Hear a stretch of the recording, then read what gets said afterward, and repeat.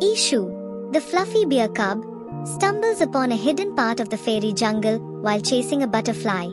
His sparkling blue eyes widen as he sees a mysterious, glowing white elephant statue surrounded by glowing flowers and soft mist. He tilts his head, curious about the statue and its meaning. Ishu asks a nearby glowing firefly, "What is this statue?"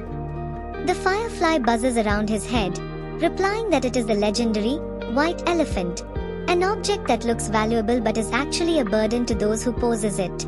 Ishu's curiosity grows as he wonders how something so beautiful could be a burden.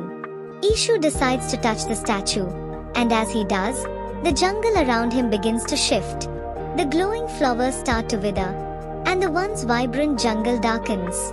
Ishu realizes that the white elephant is not just a statue, but a symbol of something too big and burdensome for the jungle to bear.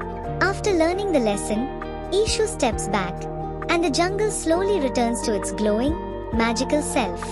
He understands now that sometimes, things that seem valuable can be more trouble than they are worth. The firefly returns to reassure Ishu that true happiness comes from the simple joys of the jungle.